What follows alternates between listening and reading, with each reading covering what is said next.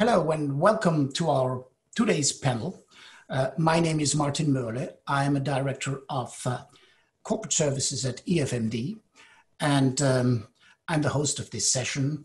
And I have the great pleasure to welcome Catherine Xin, Professor of Management at the China Europe International Business School in Shanghai and Associate Dean for the Europe campus in Zurich. And good evening, Catherine. Good evening. And I have a great pleasure to welcome Bill Fisher, Professor of Innovation Management at EFMD, a leading business school based in Lausanne, Switzerland. Bill has, since many years, observed, hired, and written a book about their management approach. And Bill just moved to New York, so good morning, Bill, to New York. Hi, hello, Martin. Thank you for including me, and Catherine, it's always good to be with you. Thank you. So to start our discussion on the launch of the EFMD Higher Rendan-Hay scorecard certification system, Bill, first question, what contribution do you think the scorecard can make to the further evolution and deployment of Rendan-Hay as a management philosophy and management principles? Sure. You know, I think that this is really a big deal. I think this is an important moment in the way in which we think about, not only about Rendan-Hay, but about how we transform organizations for a new environment that's going to be quite different than the old competitive environment for so many reasons. And when I say that, one of the things I think is that so many good ideas fade when they get beyond the aspirational slogan stage. So we all want to do this and we all want to do that. We all want to be agile and we all want to give our workers more autonomy. But the key details in all of that are so often left implicit or undefined. So in a sense, what that means is that anything can count, you know, as long as it's close. But my feeling is that when we talk about transforming organizations and people's work lives, you know, close is not good enough. We need something that's more precise and more detailed. And I think that establishing a certification scheme such as Rendan-Hay scorecard means that, you know, we're on our way to all having a common framework, common vocabulary. There's going to be increased precision in our conversations. And our conversations will be analytical. And we can really more effectively learn from one another. I also think it does not mean that we all have to be the same, but rather that we're all speaking a language we understand so that the agreements and differences will now be seen to be the outcomes of conscious managerial choices and not just misunderstandings. So for me, this scorecard is a very powerful advance in not only our ability to talk about Rendan-Hay, but to talk about organizational transformation in precise and analytical terms. If I could add one other thought, and that was my first experience with certification was during the so-called MRP revolution in inventory planning. And that certification scheme quickly accelerated our understanding of what MRP was about, fostered analytical conversations about both its intention and applications. We all believed in the concept, but the explicit details were really accelerated by the certification process. And I think that when I look at what EFMD has done with the scorecard, I see the same elements that will accelerate our mastery of organizational transformation. For me, that's a big deal. Thank you very much, Bill. I think I would just share where we stand with our beta version on the certification scheme. So the starting point we have is the scorecard, as we see it here with our 4 levels of maturity towards an ecosystem micro-community contract. We have the 3 levels of maturity on eco-achievements. And we took that as a starting point and to think about performance standards. How would we recognize how much an organizational unit is evolved and has really deployed these principles within its own operation? And we boiled it down to three categories. On the first one, orchestrating an ecosystem, we'll look into how to inspiring an ecosystem, how to really instilling a growth mindset, and how to facilitate scalable learning across the ecosystem. And on the horizontal axis, we would call that creating customer value with understanding the evolving user needs, improving ongoingly the experience, and at the end in building an ecosystem brand. And both should lead to a highly profitable value creation system. And that we would like to really look at under the headline of securing ecosystem profitability, in looking into ecosystem revenues, costs, and how the value is fairly shared among all stakeholders. So the idea would be that there is an open system that anybody could look at, and those who would like to. First, we do pilots now with ecosystem micro-communities. It should be open to micro-enterprises, and at the end also to external parties who could apply to go through the certification process.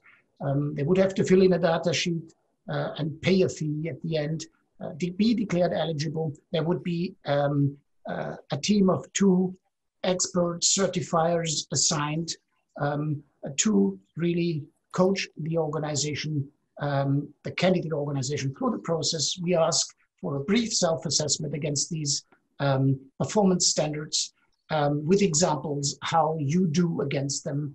Then there would be a series of interviews in the external review, and then there would follow a certification along 3 categories: basic, adherence and deployment of Red and Hay, advanced A+, and mastery A++. So that's briefly high level how the certification system looks like at this stage. Now, Catherine, what do you think such a system could bring in terms of value to hire as an organization at large? I really think this whole certification processes and the systems can really help the organizational learning processes. We will make the organization learning process more systematic, consistent, and inclusive. Now, I would like to specify a little bit about what I mean by at least the inclusiveness. When we think about inclusiveness, we talk about everyone can participate in the learning processes. And also we involve external experts to help us to improve continuously about the learning processes going on. And also you're looking at the self-evaluation assessment process is a reflective process from in and out and from out and in. So I think connecting the inside drive of employees, organizations to learn about the system, and also incorporating and integrating in the system the expert opinions, the best practices that would really sparkle the learning inside and outside the organization. So I think the whole processes of organization learning will become more systematic and also inclusive. That will, in the end, leads to the organizational agility and adaptability and also the speed of the new system. So I think that it really adds a lot to organizational learning. And to reflect on the system and also looking at CEIBS as a business school, we are accredited by EFMD with the AccuSystem. And we assessed ourselves on each course, whether we achieve these objectives. So these objectives, for example, we would like to develop socially responsible leaders. And so to help us to achieve the excellence of what 人单合一 is meant for. Thanks, Catherine. Bill, Catherine mentioned EQUIS as an accreditation scheme for business schools that EFMD is offering since more than 20 years. IMD went through it. Could you also reflect on IMD's experience going through such a quasi-certification system? You know, I think that what Catherine said with respect to the role that the accreditation process works, EQUIS, for IMD, really insists, in a sense, that every so often we stop and pause and reflect on what we're doing and what we hope to do. And that, you know, I don't know if that would happen otherwise. I think that we're all so busy and we're all so confident in what we're doing that without this accreditation system, we wouldn't take the time to be as self-reflective as we are as a result of it. And in fact, we chose EQUIS because its framework was more welcoming of a variety of approaches. So many of the goals were the same, you know, but what was interesting about EQUIS is EQUIS, and I think also about the Rendan Hui scorecard, is that it gave us room to interpret our own approach to reaching those objectives. And as long as the quality was met, alternative pathways to accreditation were welcome. And I think that's really important because when we talk about organizational transformation, Rendan Hui, we're talking about many different international cultures, and we need to be able to interpret these approaches differently for different societal norms. We did not want to be a clone of one particular culture's approach to university business school accreditation. And I think that will be true for business leaders as well, who will want to interpret Rendan Hui and business transformation in their own manner. So I think that's important. I also think what Catherine talked about, the inclusiveness, was important. I think business schools serve communities as well as students, and the accreditation schemes need to appreciate a community's interest. And I think that's just as true for the Rendan Hui scorecard. And I'm very pleased to think about how you're doing it and to see that that inclusiveness is being built into the scorecard. You know, at the end of the day, these types of certification schemes shape the conversations that occur in an organization about the choices to be made as to how we achieve our goals, and making those conversations more precise and more analytical, as the scorecard does, as EQUIS does, as BSIS does, really goes a long way to both speeding up the process, but making it more precise in terms of how we make this work. Thanks a lot, Bill. Catherine, there is an increasing interest of looking into Rendan Hui and the case of hire globally. Scholars look at them. There is more and more coverage in publications about it. What about the adoption of Rendan Hui in China? How much is it taught in business schools, and how much would the scorecard be and the certification an opportunity to more making it part of the learning experience of future managers? I think currently, Rendan Hui as a term is not widely known in China, but the concept is not new to many businesses, entrepreneurs, and also faculty members.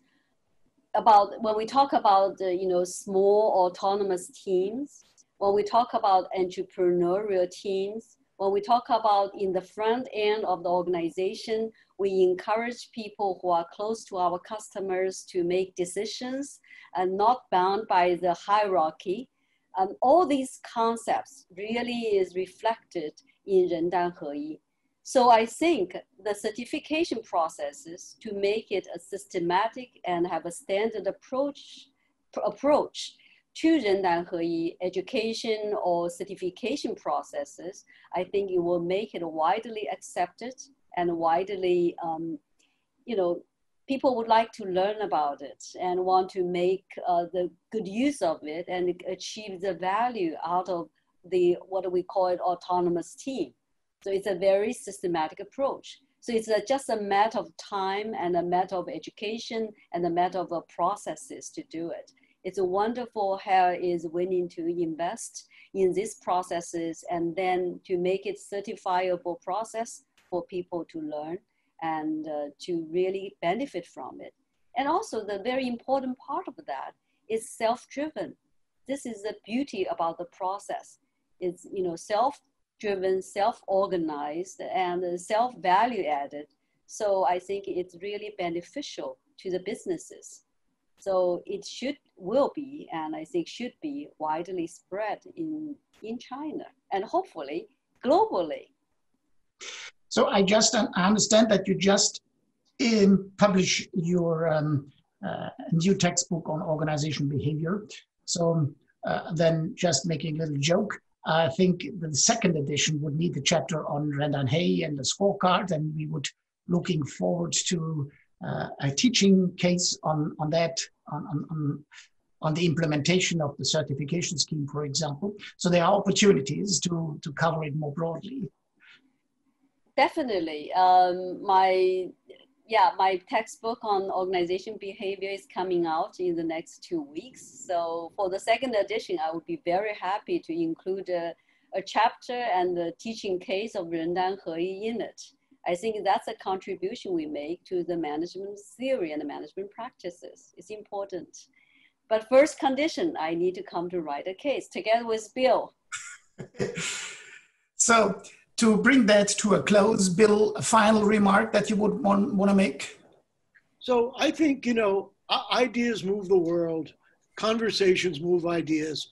The Rendan-Hay scorecard makes those conversations more precise and analytical so that we can talk about managerial choices. How are we actually going to do this rather than remain stuck in aspirations? I think the story of hire is a combination of dreams and details. And I'm very impressed that the creation of this scorecard is also a mixture of dreams and details. And I think that's a winning combination. And final word of you, Catherine? I think for many years, business schools in China and the scholars in China and the managers in China are learning Western-oriented concepts and theories and frameworks. So I see 人单合一 probably is a very important contribution from China to the theory and practice of management for the future, especially in the digital era.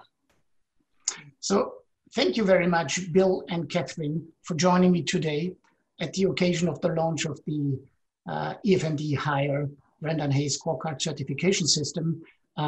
We'll all be very forward-looking and hoping that this will be a successful launch and that we will have a lot of interest for this certification scheme. So many, many thanks for joining me and have a nice rest of the day.